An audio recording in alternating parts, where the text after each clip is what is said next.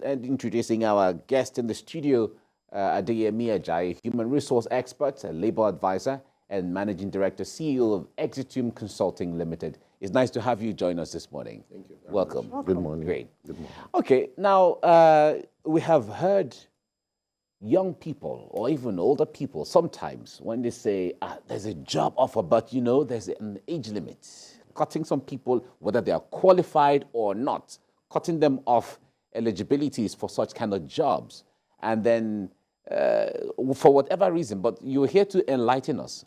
Why were there age limits in the first instance for some kinds of jobs or even jobs generally in the 21st century? Well, we don't choose our age. That's one thing. We don't choose how old you are. It's a natural thing. Yeah. And there are things that deals with nature that we must not discriminate against. The fact that somebody at a certain age does not make the person less productive, doesn't make the person less productive. You would be surprised that somebody at the age of 40 thinks better, doing better than somebody at a lesser age of 20-something.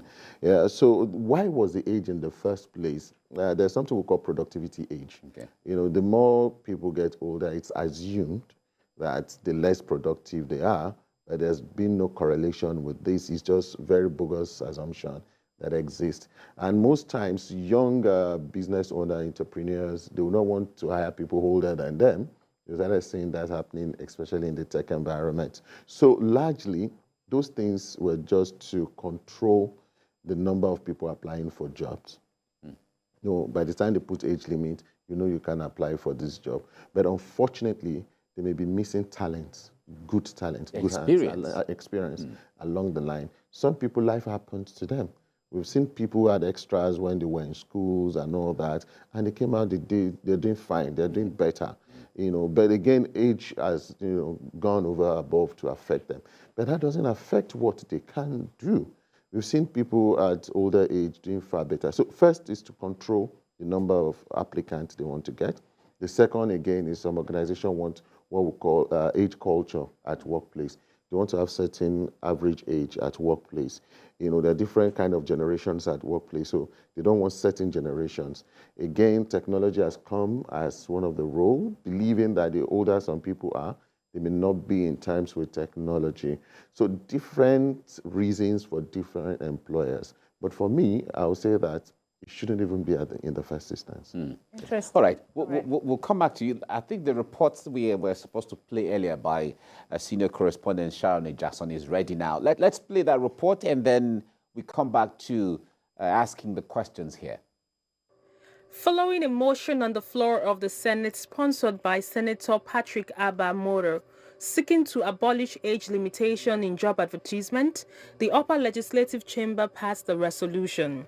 Nigerians have expressed support for the decision by the Senate. I met with some youth who commended the Senate for the decision. Concerning the ASU strike, the corona, and when you finish school, you see that you cannot meet up with the age limit. It's a good one. It's really go a long way to help students like us that will just finish our project defense like this. A lot of people graduate from university every year and most actually don't get jobs, but since the limit has been removed now, so I believe that more employment will be given to those graduates and it will curb some illegal activities. That's actually a good one on the part of the Senate because it's actually, the age is actually a limit factor on graduates to most industries for job opportunities. According to the International Labour Organization, ILO, employment discrimination is a violation of human rights, which involves a waste of human talent with detrimental effects on productivity and economic growth. The ILO insists that it generates socio-economic inequalities, which undermines social cohesion and solidarity and capable of aggravating poverty. In an exclusive interview with the national president of the Association of Senior Civil Servants of Nigeria, Etim Okon said the move is essential towards ensuring that more youth are injected into the system. And when employers of labor feel that you cannot be engaged into the federal government work once you are over 40, I mean, it is wrong because you still have a lot of energy. Those are still the productive age. Federal government should remove the exit age program and then extend it to 40 and 65 years in the court service as it is applicable to the judiciary and educational sector. With the rate of unemployment pegged at 37.6% and more than 5 million new graduates unable to get a job placement, many youth believe that this waiver would increase their opportunity in the job market. Sharon Ijason, TVC News, Lagos. Okay, that was the perspective we wanted you to see earlier. Recall that we have in the studio Adeyemi Ajayi, human resource expert and labor advisor and managing director, CEO of Exitum Consulting Limited. Right. So the senators are talking about this, and only recently we saw that a particular lawmaker appointed, was it about 10 essays, special advisors, and he said it was his own contribution to reducing the level of unemployment in his constituency. So they appear to be feeling the brunt when they go back home. But how far do you think this will go? People are saying, does the Senate indeed have power to make private companies, for example, to stop them from imposing their own conditions for who will join their companies? Yeah, let's forget they are lawmakers. So once they do such things, it has a legal dimension. So, but again, it has far-reaching impact positively. And the practice is don't put age limit in advert. That is what they're trying to do. But in terms of decision making, would they be able to control the decision of these employers? I think that's another dimension we should look at. Yes, there is no age limit in advert, but in decision making and also certain application, they can apply that prerogative, to say that is what they want to do. That is the fear personally I have with respect to this. I think there should be an effective monitoring system to really check the impact of this. So in terms of how far can this go, it can go quite very far in terms of if complied with first by the employers in the private sector, it will open more doors for people to come into the labor market.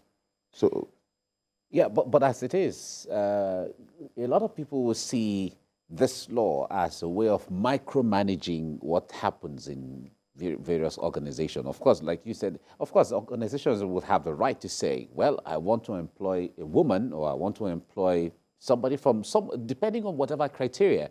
And if a law like this is on ground, like you said, I wonder how it's going to check what it is trying to check in the first instance. Yeah, how it's going to check what it's trying to check using your words is by having an effective monitoring and evaluation system to be sure this is happening. But again, some people may take it as mere pronouncements.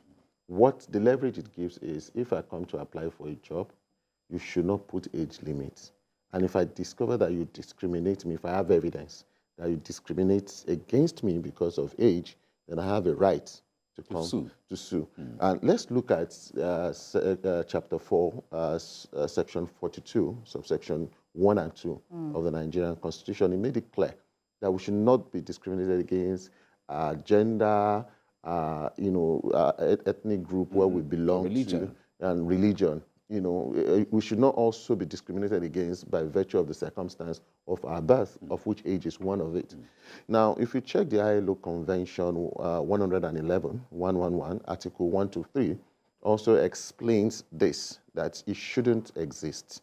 Meaning give people that opportunity, give them that opportunity. Is when you see their performance that you have the decision to take. But again, business owners would not want to wait to the extent of wasting money on a dead wood, bringing it. That is in quotes this time around. But I strongly believe that it's not micromanaging. It's setting a framework that the Senate believe can work. So compliance is the next issue we should be looking into. We should ensure that these compliance are in place. But again, realistically speaking, do we even have enough jobs now? Of course, the federal government is all about jobs, in addition to its mandate. The food, the state of emergency in the food sector, so to speak, is also in a bid to bring in more jobs. But really, if thousands of people, if we are truly churning out 4 to 5 million graduates every year, where are the jobs really? The companies will still have to bring in their own yardsticks, because you could also argue that there are many qualified people, but then how many openings are there in that company, for example, to even embrace all the, well-qualified graduates who are still on the streets looking for jobs? Okay, I'll speak from two sides. There are no jobs as such. No, when I mean there are no jobs, we're not creating jobs relative to the number of graduates we're bringing out. We're having more graduates than we're having more jobs. And I'll tell you one of the things that is creating lean size of job demand in Nigeria. For example, the application of technology. Many people are going the way of technology, thereby reducing the number of workforce they are having at their workplace. Another thing is the economic situation. Operational cost is going very high, especially for medium, micro, and small businesses. So for them, they have to manage cost. So they rather prefer one person doing 3 people's job than, so they're trying to put a lot of a kind of workload more on people because of cost. And of course, don't blame them. Everybody's in business to make money, to make profit. Another thing that I strongly believe that the government of President Bola Ahmed Tinubu should do is to look into our labor law.